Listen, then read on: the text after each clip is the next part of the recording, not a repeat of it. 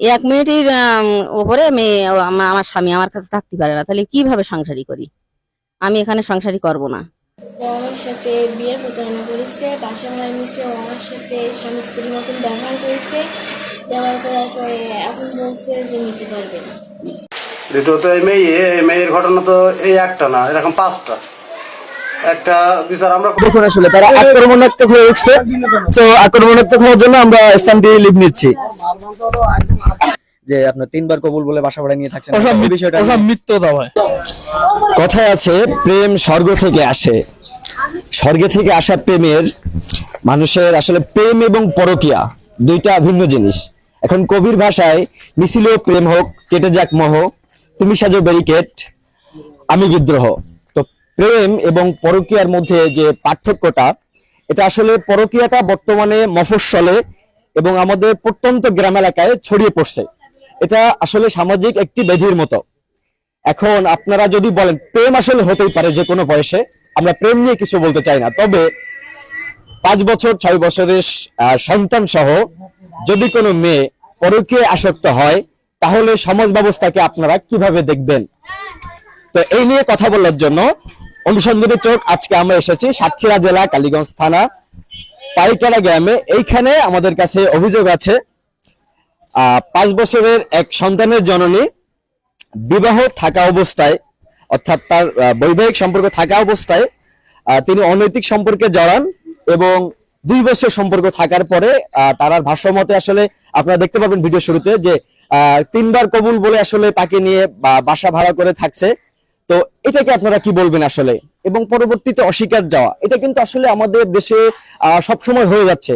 আমরা সবসময় দেখতে পাচ্ছি যে বিভিন্ন সময়ে কিন্তু মেয়েরা বিভিন্ন পরকীয়া আসক্ত হয়ে বাসা থেকে চলে যাওয়ার পরে বিভিন্নভাবে বিভিন্ন সময় প্রতারিত হচ্ছে।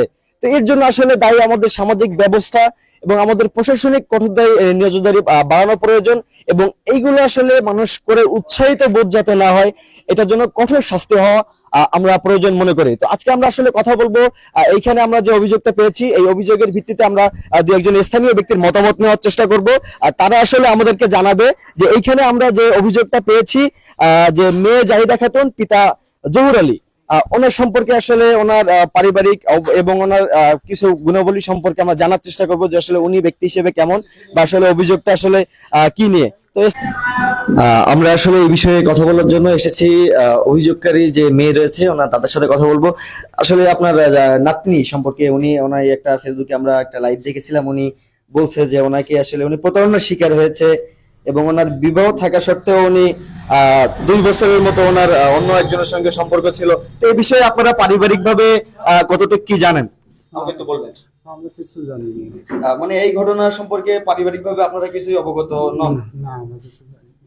আচ্ছা, এই বিষয়ে থানায় অভিযোগ দেওয়া হয়েছে বা উনি যে সাহায্যের জন্য আবেদন করেছিল, আপনারা এই বিষয়ে পারিবারিক ভাবে কোনো কিছুই জানেন না? আমরা কিচ্ছু জানি না। ওনার যে ওনার আরেকজনের সঙ্গে সম্পর্ক ছিল এই বিষয়ে কি আপনারা কিছু জানেন? না, আচ্ছা, আপনারা এক বিষয়ে কোনো কিছুই জানেন না? না, আমরা কিছু জানি না।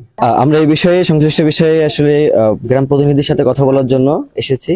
তো মেয়ে জাহিদা খাতুনের সম্পর্কে আসলে আমরা বিভিন্ন বিষয় জানতে পেরেছি এলাকার মধ্য থেকে, নেটের মাধ্যমে, আনুষঙ্গিক বিষয়। তো এই বিষয়ে আপনি কতটুকু জানেন আমাদেরকে একটু বলবেন? আসসালামু আলাইকুম। এই মেয়েটার বিষয় হলো, মেয়েটা বিয়ে দিছিল আমি জানতাম না। তারপরে মেয়েটার নিয়ে গ্যামজাম যখন হয়েছিল তখন ওরা আমার বলল যে আমার বিয়ের বাড়ি থেকে আপনার একটু যেতে হবে। আমি গেছিলাম, যাওয়ার পরে বলল যে মেয়েটা অসুস্থ, মেয়েটারে নিয়ে আসতে হবে, ওর পেটে টেটে ব্যথা।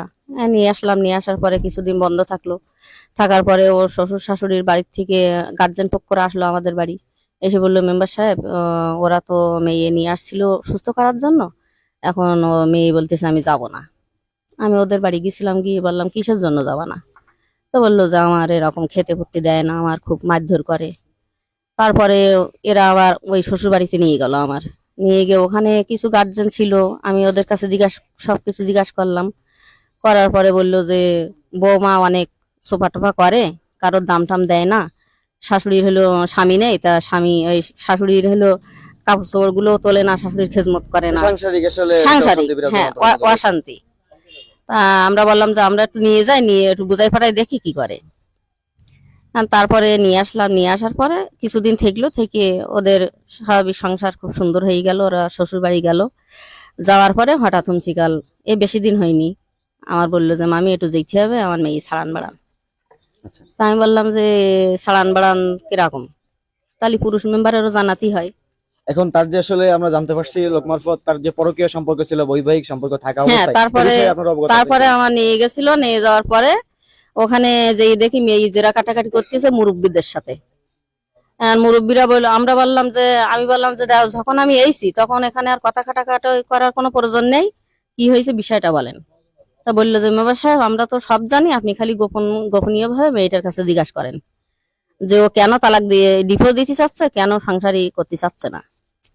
তখন আমি ওর ঘরে নিয়ে গেলাম, নিয়ে যাওয়ার পরে ওর মার পাশেও বসেছিল আর আমি ওর সাইডে বসেছিলাম। কেন আমার সাথে না বলে ওর আম্মার সাথে বলছিল যে মা, মানে 1 মিনিটের ওপরে মেয়ে আমার স্বামী আমার কাছে থাকতে পারে না, তাহলে কিভাবে সংসারী করি, আমি এখানে সংসারী করব না, আমার তো জীবন জৈবন আছে। এই কথা বলার পরে আমি যখন বললাম যে মার সাথে যখন এই কথা বলতেছি, ওখান থেকে আমি উঠে আসলাম। উঠে এসে ওদের পরিবারের সাথে বললাম যে মুরব্বী, আপনারা তো বলতেছেন কেউ 1 মাস চাইল দেবো, কেউ 1 মাস বাজার দেব, কিন্তু ওর মনের ভিতরে যে যন্ত্রণাটা আছে, এই যন্ত্রণা আমি যাবে কি। তখন ওরা বললো, সুপ্রিয় দর্শক শ্রোতা, আসলে আপনারা আসলে বুঝতে পারছেন যে ঘটনাটা আসলে কোন দিকে যাচ্ছে। তো আমরা ডিটেলসে জানার চেষ্টা করলাম ওনার থেকে। তো আসলে এবার আমরা কথা বলবো মূলত অভিযোগকারী যে ছেলে রয়েছে, আমরা আসলে তার সাথে কথা বলবো, বলে তার মতামত আসলে জানার চেষ্টা করব। দেন পরবর্তীতে আসলে আমরা গ্রাম প্রতিনিধি প্লাস থানাতেও কথা বলার চেষ্টা করব বিষয়টি সমাধান। আমরা আসলে ওনাকে নিয়ে এলাকায়ও কিছু বিভ্রান্ত এবং মতামত আছে, অভিযোগ না সমালোচনা আপনারাই শুনুন। তো এলাকায় আসলে ওনাকে নিয়ে কি ধরনের মতামত আছে বা আপনি কি জানেন আমাদের একটু বলুন। ওদের নিয়ে ওদের পরিবারটা আসলে নোংরা, পারিবারিক ভাবেই তারা আসলে হ্যাঁ আসলে নোংরা। কালকে পরশুদিনকে আমি বাড়িতে কাজ করছি, ও বড় মেয়েটা, ছোট মেয়েটা, মেজি মেয়েটা আমাদের বাড়ি আইছে। আসার পরে আমি এমনি দাদি হিসেবে আর কি মেরি বলছি যে যে স্বামীর ঘর করবি না, সে আমার বাড়ির ভিতরে ঢুকবি না। তো বাড়ি গিয়ে ওর আব্বার সাথে বলিছে, বলার পরে রাস্তায় বাইর হইয়ে ও কি সমস্ত রং রং ভাষায় কথা বলতিছে আমার। বলার পরে আমি বললাম যে জরুল, তোমার মেয়েরা কিন্তু খুব নোংরা ভাষায় কথা বলতিছে, ওর কিন্তু আমি মাইক দেবো। তারপরে বড় মেয়ে ও ফোন দেওয়া দেওয়ি করতেছে ওর মার কাছে। এখন মেন কথা যে ওদের ঘরের ভিতরে, যে আমি বাড়িতে সবসময় থাকিনি, তারপরও যেটুকু শুনছি আমার পাশে, তা ওদের পরিবারটাই। আচ্ছা আচ্ছা, বুঝতে পারলাম। এখানে আরো একটা বিষয় প্রশ্ন থাকে যে সন্তান আছে এবং রানিং সংসার করা অবস্থায় একজন পুরুষ আসলে যে তার সঙ্গে প্রক্রিয়ায় লিপ্ত হয়েছে, এখানে পুরুষের দোষ আসে কিনা আপনি ব্যক্তিভাবে কি মনে করেন? এটা আমার আমার চিন্তায় যে পুরুষের দোষ আসে না, আসে না। না, কারণ তারা মাদের মেয়েদের সবটাই মানে পরিবারটাই নোংরা হয়ে গেছে।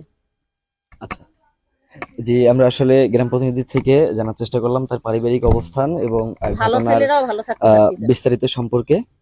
তো এবার আসলে আমরা অভিযোগকারীর সাথে একটু কথা বলে তাহলে ডিটেলস আমরা জানতে পারবো বিষয়টা। চলুন তার মুখ থেকে কিছু কথা আমরা শুনে আসি।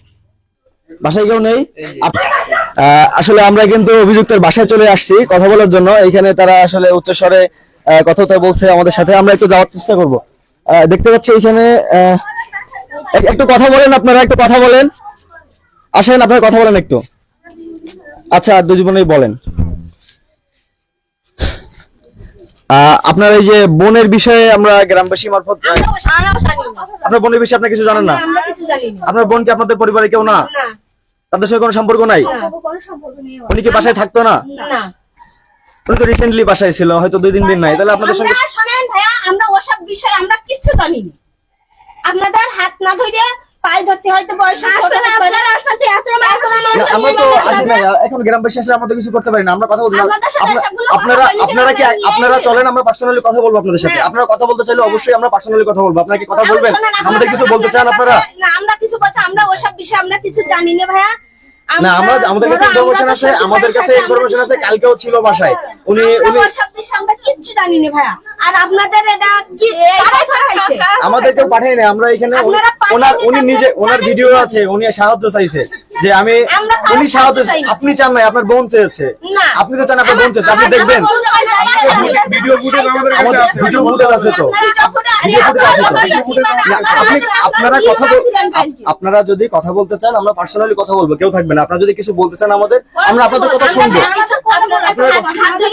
আমরা কিছু জানি না ওদের বিষয়ে।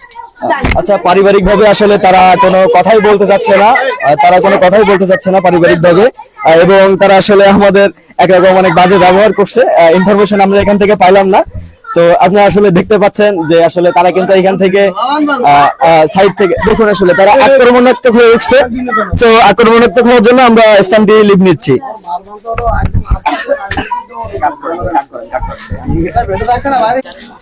এইখানে আমরা আমরা অভিযুক্ত বাড়ি থেকে আসলে কথা বলে আসার সময় আরেকটা ইনফরমেশন জানতে পারলাম যে টাকা নিয়ে নাকি আসলে বিভিন্ন অনৈতিক কাজের সমাধান হয়। তো এই বিষয়ে উনি আমাদের সাথে একটু কথা বলতে চাচ্ছেন, আমরা আবারও শুনবো ওনার মুখ থেকে। জি বলেন, আপনি কি বলতে চাচ্ছেন? ওই মেয়েই বেশি দিন হয়নি, এই এখানে রাস্তার সাইডে বালু ছিল, ওই বালুতি রাত্রি মোটামুটি দুইজন ঢেসাঢেসি করে ওখান থেকে 50,000 টাকা নিছিল। বললো যে ওই চামড়া আমার গায়ে হাত দিছে, এই বলি ওই চামড়ার কাছ থেকে 50,000 টাকা নিছিল। আর পরশুদিন রাত্রি ছেলের নাম কি জানেন? ছেলের নাম হাসান আর কবির, তৌফিক, পিতার নাম জানেন ওনাদের? আলিম আর খোকন। আপনারা কিন্তু স্ক্রিনে তাদের ছবি দেখতে পাচ্ছেন। পরশুদিন ওই মেয়েই 70,000 টাকা নিচ্ছে আবার অন্য ছেলের কাছ থেকে। তার নাম কি? আলম। আলম কাকড়ার ব্যবসা করে। আচ্ছা, বুঝতে পারছি। ঠিক আছে, অনেক ধন্যবাদ আপনাকে ইনফরমেশন গুলো দেওয়ার জন্য। আমরা অভিযুক্ত ছেলে আলমের বাসায় এসেছি। তো চলুন আসলে তার মুখ থেকে একটু জানার চেষ্টা করব বিষয়টা। বাসায় কেউ আছেন? একটু কথা বলা যাবে? আলম ভাই আছে বাসায়?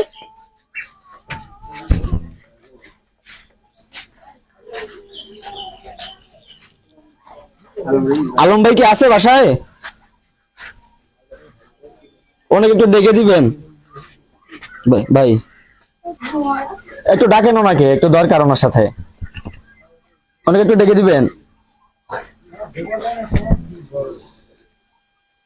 দরকার তো। উনি কথা না বললে তো আমরা আসলে ভাববো যে ওনার সঙ্গে আসা অভিযোগ গুলো সত্য। উনি কথাই বলুক, একটু বাসায় আছে, উনি কেন কথা বলবে না? হ্যাঁ হ্যাঁ, আসুক না। আসলে উনি ক্যামেরার সামনে কথা বলতে চাচ্ছে না কেন? আসলে আমরা জানতে চাচ্ছি ওনার থেকে বিষয়টা, যে উনি আমাদের বলুক যে ওনার বিরুদ্ধে আসলে অভিযোগগুলো সত্য কিনা। তো উনি আসলে ক্যামেরার সামনে কথা বলতে চাচ্ছে না। তো এখানে আসলে কি প্রমাণিত হয় আপনারা আসলে বুঝতে পারতেছেন। উনি কেন কথা বলবেন না আমাদের সামনে ক্যামেরা? আসলে আমরা ওনার সঙ্গে জানতে চাইছি বিষয়টা। ওনাদের মতামত আছে, গ্রামবাসী কথা বলছে, মহিলা মেম্বার কথা বলছে, আমরা প্রশাসনিক কর্মকর্তার সাথে কথা বলার চেষ্টা করব। সবাই কথা বলতে পারছে বিষয়টা নিয়ে, কিন্তু মূল অভিযুক্ত যিনি, যার বিরুদ্ধে অভিযোগ আছে যে 3 বার কবুল বলে উনি বাসা ভাড়া নিয়ে থাকছেন, ওনার মেবি ওয়াইফ আছে, সন্তান আছে, তো তারপরে আসলে উনি এখন কথা বলতে চাচ্ছেন না ক্যামেরার সাথে। ওনার এখন প্রচন্ড সম্মানবোধ হচ্ছে, এখন কিন্তু আসলে তার অনেক সম্মান নিয়ে লাগতেছে বিষয়টা, আমরা যতটুকু বুঝতে পারছি। তো আসলে অপরাধ করার সময় আমাদের যদি এই সম্মানবোধটা থাকে, তাহলে কিন্তু আসলে আমরা অনেক অপরাধ থেকে বেঁচে যেতে পারি। তো এই সম্মানবোধটা আসলে আগে কেন আসে না মানুষের, এটা ভাবার বিষয়। তো আমরা শেরবারের মতো চেষ্টা করবো ওনার সাথে কথা বলার। ভাই আপনি বলেন, আপনি আপনার কোনো মতামত থাকলে বলেন আমাদের সাথে, আপনি কথা বলেন ভাই। উনি আসলে কোনো কথাই বলতে যাচ্ছে না। তো আসলে আমরা এই বিষয়ে মহিলা আসলে উনি অনেক বোঝানোর পরে কথা বলতে চেয়েছেন ক্যামেরার সামনে। তো আসলে ওনার সাথে কথা বলে জানবো যে বিষয়টা আসলে শুরু থেকে বলবেন ভাই, আসলে যে কি হয়েছে আপনি শুরু থেকে বলবেন সব ডিটেইলস। শুরু থেকে কি বলতি, মনে করেন যে হলি ওর কাছে টাকা পাতাম, বুঝতেছেন, পাওয়ার পরে টাকা পাইতেন নাকি? না, ওই পরিবারের কাছে টাকা পাতাম, পালি মনে করেন যে টাকা চাইছি ওর, মনে করেন যে বাপ আর মা থেকে মনে করেন যে আমার উপরে একটা দায় চাপাই লোকের মেয়ের চাপালে। এখন মনে করেন যে আমাকে গ্রামের মেম্বার চেয়ারম্যান থেকে ওইটা জানানোর পরে মনে করেন মেম্বার চেয়ারম্যান থেকে ওইটা মনে করেন হইলে নোরা নিজেরাই মনে করেন যে আপোষ মীমাংসা করে নিছি আমরা, বুঝতে পেরেছেন। মনে করেন কোনো টাকা পয়সা লাগেনি, এমনি এমনি মনে করেন আপোষ মীমাংসা করে নিছি, এই হলো কথা আমাকে। অথচ হলো আপনি টাকা পাইতেন, এখন হ্যাঁ তাই চাপাইলে ওর মেম্বার চেয়ারম্যান বলেছি, বললে ওরা মনে করেন যে আমাকে ডেকে মনে করেন একটা নিজের মধ্যে সবাই তো মনে করেন এক জায়গায় বাড়ি, নিজেদের মধ্যে মনে হয় ডেকে ফাইন করে মনে হয় আবার মীমাংসা করে দিয়ে, কোনো টাকা পয়সা লাগে না। হ্যাঁ হ্যাঁ, যাই সবাই এলা। তারপরে আমি মেম্বার চেয়ারম্যান জানাইছি, জানার পরে মনে করেন যে আবার মীমাংসা করতেছে, আর নিজের কোনো টাকা পয়সার কোনো লেনদেন নেই। এই বিষয়টা আপনার যে বিষয়টা আমরা মহিলার মুখ থেকে শুনলাম যে আপনার 3বার কবুল বলে বাসা ভাড়া নিয়ে থাকছেন, এই বিষয়টা ওসব মিথ্যা ভাই। ওইসব যদি কবুল যদি 3বার বাসানো যদি বলা হয়তো তাহলে আবাস মীমাংসা জীবনে হইতো না। না, এটা তো আপনি বললেন এর জন্য জানতে পারলাম। তাহলে আপনি বলতে চাচ্ছেন যে মেয়ে যেটা বলছে এটা সম্পূর্ণ মিথ্যা, আপনার বিরুদ্ধে সম্পূর্ণ মিথ্যে অভিযোগ দিয়েছে আর কি, মিথ্যা সম্পূর্ণ অভিযোগ মিথ্যে। দিয়েছে। এখানে আমরা আসলে আরেকটা বিষয় জানতে পারলাম যে ওনার বিরুদ্ধে আসলে যে অভিযোগটা দেওয়া হয়েছে এটা আসলে প্রতারণামূলক। তো আমরা আসলে চেষ্টা করব মেয়ের ফোন নাম্বারে কথা বলার জন্য, মুঠোফোনে তার মতামতটা নেওয়ার চেষ্টা করব। তো চলুন আমরা আসলে ফোন দিয়ে দেখি তার মুঠোফোনটা খোলা পাওয়া যায় কিনা। তার বাসায় আসলে কেউ কথা বলতে চায়নি, আপনারা দেখছেন অলরেডি। তো শেষমেশ আমরা আসলে তাকে মুঠোফোনে যোগাযোগ করার চেষ্টা করব শেষমেশ। চলুন আমরা আসলে মুঠোফোনে যোগাযোগ করার চেষ্টা করি। ফ্যামিলিটা এমনটাই সুন্দর আর কি। মেয়ের মা কিছুদিন আগে ধরা গেছিল সালিশও আমরা করছিলাম। আবার মেয়ের বড় বোন যেটা করলে আপনারা বাচ্চা থেকে আসলেন, এটাও মাঝে ধরে মারধর হইলো, এরাও ধরা খাইছিল বিলে ঘেরের বাসার আর কি সকালবেলা। দ্বিতীয়ত এই মেয়ের ঘটনা তো এই একটা না, এরকম 5টা। একটা বিচার আমরা করে দিয়েছিলাম, মেয়ে হোটেলে যায় আর নলতে নাকি ঘর ভাড়া রাখা আছে, ঘর ভাড়া করা আছে, ওখানে ছেলেদের নিয়ে যায়, এই এক। দ্বিতীয়ত এখান থেকে কয়েকদিন আগে মানে এই ঘটনা ঘটার আগে মেয়ের আরও এক জায়গায় মানে 5 দিন নিয়ে গেছিল, যাওয়ার পরে অসুস্থভাবে চলে এসেছিল। চলে আসার 3 দিন পরে ছাড়ান ছড়ন হয়। ছাড়ান ছড়ন হওয়ার পরে শুনি যে মেয়ের পেটে বাচ্চা। কীভাবে এই যে আলম এর দৌড় দিচ্ছি বাড়ি এসে, যে আলম আমার এরকম ঘর ভাড়া করে দেখতো সেই দেখতো, যাই হোক এরা হলো দেহ ব্যবসায়ী, টাকার বিনিময়ে সব কিছু করতো। আর এদের টোটাল ফ্যামিলিটাই এমনই, এদের ইনটোটাল ফ্যামিলি, শুধুমাত্র এরা না, আরও side A to Z side, ওদের বাড়ির A to Z সাইডটাই খারাপ।